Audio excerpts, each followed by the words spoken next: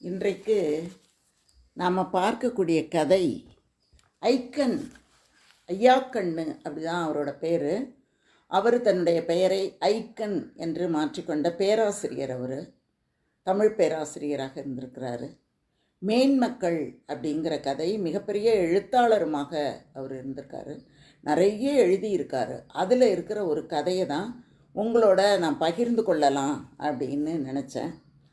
இந்த கதை எப்படி அப்படின்னா, மேன்மக்கள் என்றைக்குமே மேன்மக்களாகத்தான் இருக்கிறார்கள் அப்படிங்கிறத உணர்த்துகிற விதத்தில் தான் இந்த கதையை அவர் எழுதியிருக்காரு. ஒரு வீட்டில் பூஜை அறை, அந்த பூஜை அறையில் ஊதுவத்தியோட வாசனை வீசுது, மணி அடிக்கிற சத்தம் கேட்குது. இந்த மாதிரி இருக்கும்போது அடுப்படியில், ஒரு பெரிய வீடு, அந்த வீட்டு அடுப்படியில் சிகப்பி அப்படிங்கிற அம்மா சமையல் பண்ணிகிட்ருக்காங்க. அவங்க தான் அந்த வீட்டு எஜமானி. அவங்க தான் சமையல் பண்ணிகிட்ருக்காங்க. அவங்களுக்கு 2 பிள்ளைங்க இருக்காங்க. அழகப்பன் அப்படின்னு ஒரு பையன் இருக்கான். அவனை யாரும் அழகப்பன் அப்படின்னு கூப்பிடுறதில்ல. ஏன்னா அந்த சிகப்பியோட மாமனார் பெயர் அழகப்பன். அதனால் அவங்க மணின்னு தான் கூப்பிடுறாங்க. அதே மாதிரி அவங்க பொண்ணு பேர் உண்ணாமலை அப்படிங்கிற பேர். இந்த சிகப்பி அப்படிங்கிறவங்க என்ன பண்ணிகிட்ருக்காங்கன்னா, அடுப்பாங்கரையில் வெள்ளைப்பணியாரம் பண்ணிகிட்ருக்காங்க. இந்த பையன் சீக்கிரமாக பள்ளிக்கூடம் போகணும் அப்படின்னுட்டு சீக்கிரமாகவே கிளம்பி போகிறான். சாப்பிட்றதுக்கு போகும்போது அவங்க அம்மா கேட்குறாங்க, என்னப்பா சீக்கிரமே வந்துட்டேன் அப்படின்னோடனே, இன்றைக்கி ஸ்பெஷல் கிளாஸ் இருக்குமா, அதனால் நான் சீக்கிரம் போகணும் அப்படின்னு சொல்லும்போது, அவங்களோட பொண்ணு உண்ணாமலை என்ன பண்ணுறா, ஒரு தட்டை வச்சு அந்த பையனுக்கு வெள்ளைப்பணியாரம், அந்த இடியாப்பம் எல்லாத்தையும் வச்சு சாப்பிட்றதுக்கு கொடுக்குறா. அந்த சமயத்தில் பூஜை முடிய போகுது அப்படிங்கிறதுக்கான அறிகுறி தெரியுது. அப்போ அந்த அழகப்பன் சொல்கிறான், ஆத்தா அப்பச்சிக்கிட்ட சொல்லிட்டிங்களா, நாளைக்கு பரீட்சைக்கு பணம் கட்டணும் அப்படின்னு ஹெட்மாஸ்டர் சொல்லியிருக்காரு அப்படின்னு அவன் சொல்கிறான். அப்போ இந்த சிகப்பி சொல்கிறாங்க, இந்த சாப்பிடும்போது இதையெல்லாம் நினச்சிக்கிட்டு இருக்காதப்பா, அப்படி சாப்பிட்டீங்கன்னா உடம்புல ஒன்றுமே சேராது. நீ சாப்பிட்டுட்டு ஸ்கூலுக்கு போ, நான் உங்கள் அப்பா கிட்ட ஸ்நேகத்தையே சொல்லிட்டேன். இப்போ நம்மகிட்ட 5 ரூபா தான் இருக்குது, எப்படி இருந்தாலும் நாளைக்கு நம்ம கொடுத்துடலாம் அப்படின்னு உங்கள் அப்பா சொல்லியிருக்காங்க. அதனால் நீ கவலைப்படாமல் போ மணி அப்படின்னு, அவனை மணின்னு தான் அந்த அம்மா கூப்பிடுவாங்க. போயிட்டு வா அப்படின்னு சொல்கிறாங்க. உடனே இவனும் சரி நான் போயிட்டு வரேன் அப்படின்னுட்டு அவனும் ஸ்கூலுக்கு போயிடுறான். போன உடனே இந்த அம்மா நினைக்கிறாங்க, பாவம் அவன் 2 கட்டான் வயசு, கவலைப்படவும் தெரியலை, கவலையை அவனுக்கு புரியவும் இல்லை. எஸ்எஸ்எல்சி படிக்கிறான், பரீட்சைக்கு பணம் கட்டணும், 15 ரூபா கட்டணும். ஆனால் அந்த மெய்யப்ப செட்டியார் என்ன பண்ணுறாரு, இன்னும் பணம் கட்டாமல் இருக்கார். ஆனால் இதுவே ஒரு 5 வருஷத்துக்கு முன்னால் நடந்திருந்தா அந்த அழகப்ப செட்டியார் என்ன பண்ணியிருப்பார் தெரியுமா, மெய்யப்ப செட்டியார் என்ன பண்ணியிருப்பார் தெரியுமா, அழகப்பனுக்கு மட்டும் இல்லை, அவனோட படிக்கிற எல்லாருக்குமே அவர் பணம் கட்டியிருப்பார். அந்த அளவுக்கு ரொம்ப வசதியாக இருந்தவர். ஆனால் இன்றைக்கி அவரோட நிலைமை எப்படி இருக்குது பாருங்க அப்படின்னு அந்த அம்மா யோசிச்சுட்டு இருக்கும்போதே, நம்ம சிவாய அப்படின்னு சொல்லிக்கிட்டே பூஜை அறையிலேருந்து வெளியில் வர்றாரு மெய்யப்ப செட்டியார். அவரை மேனா அப்படின்னு கூப்பிடுவாங்க போல், அப்படி தான் அவர் குறிப்பிடுறாரு. அவர் தன்னோட நெஞ்சில், நெற்றியில், தோளில் எல்லா இடங்கள்லையும் திருநீற்று கோடுகளை போட்டிருக்காரு. கழுத்தில் தங்கத்தகடுகளால் ஆன உத்ராட்ச மாலை, 8 முழ வேட்டி, பஞ்சகச்ச பாணி, இந்த மாதிரி தோற்றம் அப்படியேவே இருக்குது. அப்போ பார்க்கும்போது சிகப்பியை என்ன நினைக்கிறா, யானைப்படுத்தா கூட குதிரை அளவுக்கு இருக்குல்ல, அது ஒன்றும் குறைஞ்சி போயிடலையே அப்படின்னு அந்த ஒரு பெருமிதம் இருக்குது. அவர் சிகப்பி அப்படின்னு கூப்பிடுறாரு. உடனே என்ன இதோ வந்துட்டேன், நீங்கள் பலகாரம் சாப்பிட்லாமே அப்படின்னு சொல்லிகிட்டு இருக்கும்போதே அங்கே அவர் என்ன பண்ணுறாரு, அங்கே ஒரு பாயில் உட்காந்துக்கிட்டு, பர்மா பாய் அங்கே இருக்கிற ஆளவடியில் உட்காந்துட்ருக்காரு. ஒரு 10 வருஷத்துக்கு முன்னால் பெரிய கொடி கட்டி வாழ்ந்த குடும்பம் தான் மெய்யப்ப செட்டியாரோட குடும்பம். அவங்க அப்பா அழகப்ப செட்டியார் பர்மாவில் போய் லட்சமாக சம்பாதிக்கிறாரு. தேக்கு மரங்களை எல்லாம் பர்மாவிலேருந்து கொண்டு வந்து தான் காரைக்குடியில் பெரிய அரண்மனை மாதிரி ஒரு பெரிய வீடு கட்டி வச்சுருக்காரு. அந்த வீட்டு முகப்பை பார்க்குறதுக்கே நிறைய பேர் வருவாங்க. அந்த அளவுக்கு நுணுக்கமான வேலைப்பாடோடு கட்டி வச்சுருப்பார். பெரிய வீடு. அந்த அழகப்ப செட்டியாருக்கு நிறைய பேருக்கு வாரி வாரி வழங்குகிற ஆற்றலும் அவருக்கு உண்டு. யாருக்கு எவ்வளோ கொடுத்தாரு அப்படின்னு சொல்ல முடியாது. யாருக்கு வேணாலும் எதை கேட்டாலும் அவர் கொடுக்குற அளவுக்கு கொடை வள்ளலாகவே இருந்தார்.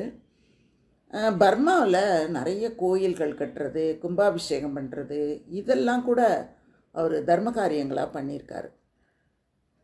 அழகப்ப செட்டியாருக்கும் மெய்யப்ப செட்டியாருக்கும் ஒரு 15 வயசு தான் வித்தியாசம். அந்த காலத்தில் எல்லாம் சீக்கிரம் கல்யாணம் பண்ணி வச்சுருவாங்கல்ல, அந்த மாதிரி அவருக்கு சீக்கிரமாக கல்யாணம் பண்ணி வச்சிடுறாங்க. அந்த மாதிரி இருக்கும்போது மெய்யப்ப செட்டியாருக்கு ஒரு 40 வயசு இருக்கும். 40 வயசில் திடீர்னு அவங்க அப்பா இறந்து போயிடுறாரு, அழகப்ப செட்டியார். அப்போ என்ன ஆகுதுன்னா, அப்பா இல்லையே அப்படிங்கிறது, ஏன்னா அப்பாவோடையே வளர்ந்தவர் தான் மெய்யப்ப செட்டியார். ஐயோ திடீர்னு அப்பா போயிட்டாரேங்கிற ஒரு கவலை. அந்த சமயத்தில் பர்மாவில் தானே இவங்களோட வியாபாரம் இருந்தது. அப்போ உலகப்போர் வர ஆரம்பித்த உடனே ஜப்பான் பர்மாவுக்குள்ளார நுழைஞ்சுது. அப்போ என்ன ஆயிடுச்சுன்னா, இந்தியர்களுக்கு எதிராக நிறைய ஆர்ப்பாட்டம் அது இதுன்னு வரும்போது இந்த மெய்யப்ப செட்டியாரோட பணம், சொத்து எல்லாத்தையும் சூறையாடிட்டாங்க. எப்படியாவது உயிர் பழைச்சா போதும் அப்படிங்கிற ஒரு நிலையில் அவர் இந்தியாவுக்கு வந்துட்டார். இவ்வளோ நாளும் ஊரில் இருந்த இந்த பணம், நகை அதெல்லாம் கொஞ்சம் கொஞ்சமாக எல்லாமே செலவாயிட்டு ஒன்றுமே இல்லை. ஆனால் கொஞ்சம் நிலம் மட்டும் தஞ்சாவூர் பக்கத்தில் வாங்கி போட்டு வச்சுருந்தாங்க. அதில் போதுமான நெல் வந்தது, சாப்பாட்டுக்கு கவலை இல்லாமல் இருந்தாங்க. இந்த நேரத்தில் பொண்ணுக்கு கல்யாணம் பண்ணணும், சொத்து இல்லை, வறுமை, என்ன பண்ணுறது அப்படின்னு தெரியலை. எப்படி இருந்தாலும் கல்யாணம் பண்ணணும் அப்படின்னா நகை நட்டு, பணம், வெள்ளி பாத்திரம், சாப்பாடு அப்படின்னு ஏகப்பட்ட செலவு இருக்கே, என்ன பண்ணுறது? மெய்யப்ப செட்டியாருக்கு ஒன்றுமே புரியல, பெருமூச்சு விட்ட நிலையில் இருக்கார். ஆனால் அந்த சிகப்பி அம்மா என்ன பண்ணுறாங்கன்னா, அவருக்கான ஒரு வெள்ளி தட்டு, அந்த வெள்ளி தட்டில் அந்த வெள்ளை பணியாரத்தை எல்லாம் வச்சு எடுத்துகிட்டு கொடுக்குறாரு. கொடுத்த உடனே இவர் என்ன பண்ணுறாரு, அப்படி சாப்பிட்டுக்கிட்டே இருக்கார். இருக்கும்போதே கேட்குறா, ஏங்க நீங்கள் இந்த இவரை பார்த்து பணம் கேட்குறேன்னு சொன்னீங்களே, அவர்கிட்ட பணம் கேட்டு வாங்கிட்டு வந்தீங்களா? அந்த மாத்தூர் ஆனாரூனாவை பார்த்தீங்களா அப்படின்னு கேட்குறா. பார்த்தேன் சிகப்பி, ஆனால் எனக்கு அவர்கிட்ட எப்படி கேட்குறது அப்படின்னு எனக்கு தெரியலை, ரொம்ப கஷ்டமாயிட்டுது, நான் என்ன பண்ணுவேன் அப்படின்னு அவர் சொல்கிறாரு. ஒரு காலத்தில் நம்மகிட்ட கை நீட்டி வாங்கினவர் தான் மாத்தூர் அருணாச்சலம் செட்டியார். அவர் அழகப்ப செட்டியாரோட கணக்கு பிள்ளையாக தான் இருந்தார். பர்மாவில் போய் இன்றைக்கி ஏகப்பட்ட பணம் காசு வச்சுருக்காரு. அவர்கிட்ட போய் எப்படி நம்ம கை நீட்டி பணம் கேட்குறது அப்படின்னு எனக்கு ரொம்ப தயக்கமாக இருக்குது அப்படின்னு அவர் சிகப்பிக்கிட்ட சொல்கிறாரு. உடனே என்ன பண்ணுறது, எப்படியாவது பொண்ணுக்கு கல்யாணம் பண்ணி ஆகணுமே, வெக்கத்தை விட்டு எங்கேயாவது கடன் கேட்க வேண்டியதான் அப்படின்னு இவர் நினச்சிட்ருக்காரு. ஆனாலும் அவரோட தன்மானம், கௌரவம், அந்தஸ்து இதெல்லாம் அவர் ரத்தத்தோடு தானே ஊறி கிடக்கு. யார்கிட்டையும் அவரால் கடன் கேட்க முடியல, அந்த நாக்கு புரளவே மாட்டேங்குது. அந்த நேரத்தில் சுப்பிரமணிய குருக்கள் அங்கே ஆச்சி செட்டியார் இருக்காரா அப்படின்னு கேட்குறார். கேட்ட உடனே மெய்யப்ப செட்டியார் வாங்க வாங்க அப்படின்னு கூப்பிட்றாரு. கூப்பிட்டு எல்லாம் உட்காடுறாங்க. அப்போ குருக்கள் பேசுகிறாரு, இந்த மாதிரி வருஷம் நம்ம சோமவாரத்தில் குப்புடையம்மனுக்கு லட்சார்ச்சனை பண்ணுவோமே, பெரியவர் உங்கள் அப்பா இருக்கும்போது எல்லா செலவையும் அவர் தான் எடுத்துக்குவார். தெய்வம் பக்தனை சோதிக்கிற மாதிரி முதலாளி வீட்டில் இப்போ லட்சுமி கடாட்சம் கொஞ்சம் கம்மியாக தான் இருக்குது, அது எனக்கு நல்லாவே தெரியும். என்ன பண்ணுறது, கெட்டாலும் மேன்மக்களே சங்கு சுட்டாலும் வெண்மை தரும்னு சொல்லுவாங்கள்ல. அதனால் முதல்ல அர்ச்சனை உங்கள் பேரில் தான் தொடங்கணும், அப்படி தான் எங்களுக்கெல்லாம் ஆசை. அதனால் நீங்கள் என்ன பண்ணுங்கள், நன்கொடை அப்படிங்கிற பேரில் ஏதோ உங்களால் முடிஞ்ச பணத்தை கொடுங்க அப்படின்னு குருக்கள் கேட்குறாரு. உடனே மெய்யப்பன் என்ன பண்ணுறாரு, சிகப்பி அந்த கண்ணாடி அலமாரியில் ஒரு 5 ரூபா இருந்தது பாரு, அதை எடுத்துகிட்டு வா அப்படின்னு சொல்கிறாரு. சிகப்பிக்கு அதை கேட்ட உடனே அப்படியே இடி விழுந்த மாதிரி ஆயிடுச்சு. இந்த பிள்ளைக்கு அழகப்பனுக்கு பரீட்சைக்கு கட்டுறதுக்காக 15 ரூபா வேணும், இருக்கிறது இப்போ 5 ரூபா தான். அதை கூட எடுத்து கொடுன்னு சொல்கிறாரு அப்படின்னு அவளுக்கு என்ன பண்ணுறது அப்படின்னு தெரியலை. ஆனால் அவள் இது வரைக்குமே கணவன் பேச்சை மதித்து மறுத்தோ எதிர்த்தோ பேசினதே கிடையாது. அவர் சொன்னால் சொன்னது தான். அதனால் அவள் ஒன்றுமே பேசலை. அப்படியே கொண்டாந்து 5 ரூபாயை கொடுக்குறா. கொடுத்த உடனே அவர் என்ன பண்ணுறாரு, அது தூக்கி குறுக்கள் கையில் கொடுத்துட்றாரு. குறுக்கள் வாங்கிட்டு போயிடுறாரு. செட்டியாருக்கு என்ன பண்ணுறதுன்னு தெரியல. சிகப்பியும் செட்டியாரும் ஒருத்தர் பார்த்துக்கிட்டே நிற்கிறாங்க. இன்னும் அவர் சொல்கிறாரு, ஏதோ ஒரு பிரச்சனையை இறைவன் கையில் ஒப்படைச்சிட்டாரு, சரி விடு அப்படின்னு சொல்லிக்கிட்டே, சிகப்பி சாப்பிட்டு முடித்தோடனே மோர் கொடுப்பில்ல, மோர் எடுத்துகிட்டு வாங்க அப்படிங்கிறாரு. இந்த அம்மா இந்த கவலையில் அதை உடனே எடுத்துகிட்டு வரவே மறந்துடுறாங்க. அவர் கேட்குற அளவுக்கு நம்ம இப்படி வச்சுட்டோமே அப்படின்னு அவங்க மனசுக்குள்ளார ஒரு நினப்பு. குடுகுடுன்னு உள்ளே ஓடுறாங்க. அந்த சமயத்தில் முதலாளி இருக்காங்களா அப்படின்னு கூப்பிடுற மாதிரி ஒரு குரல் கேட்குது. யாருன்னு எட்டி பார்க்குறாரு செட்டியார். ஒரு புது ஆள் ஒருத்தர் வாசலில் வந்து நிற்கிறாரு.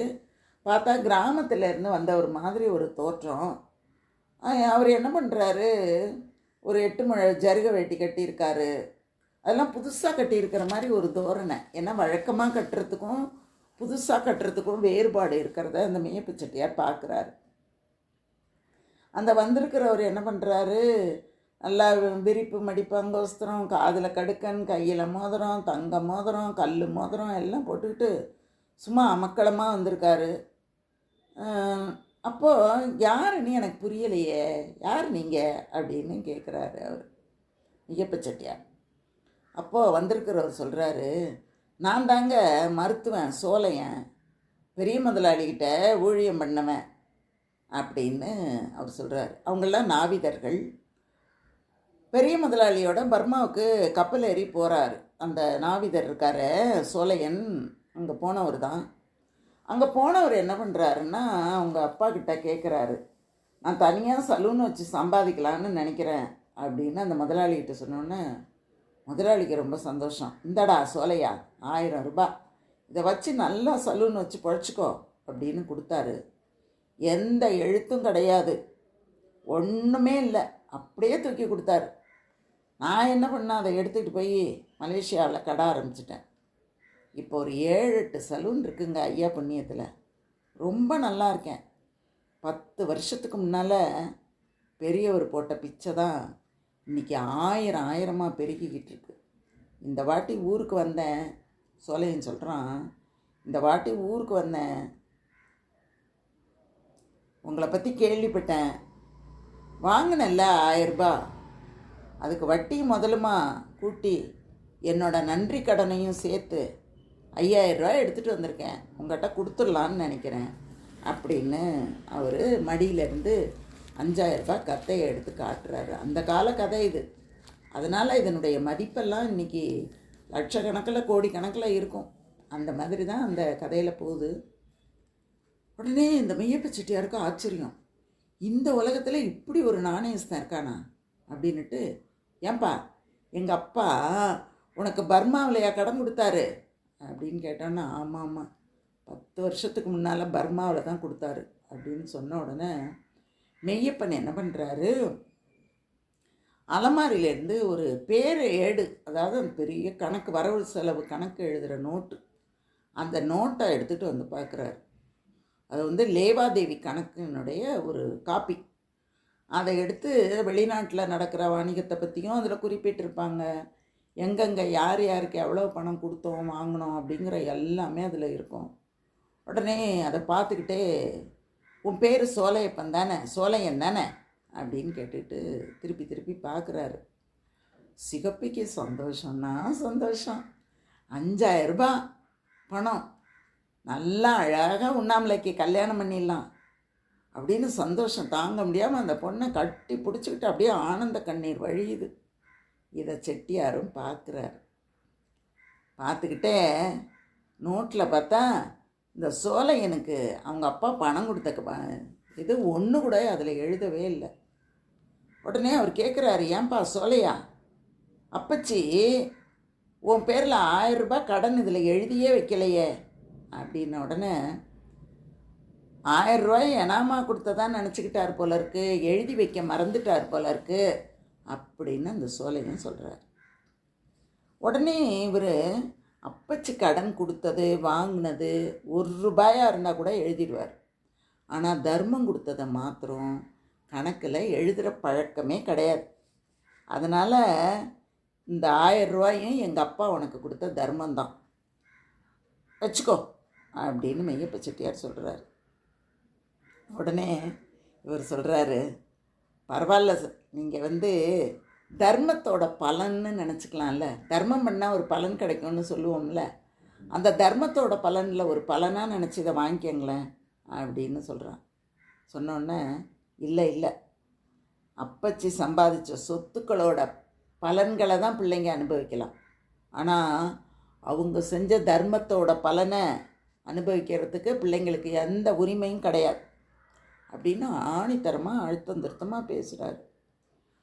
உடனே அந்த சோலையன், அப்படி சொல்லாதீங்க, உங்கள் கடை கொடுக்கல் வாங்கல்ல ஒன்றா நினச்சிக்கங்களேன். வியாபாரத்தில் கொடுக்கல் வாங்கல் உண்டு தான், தர்மத்தில் கொடுக்கல் வாங்கல் இருக்கா?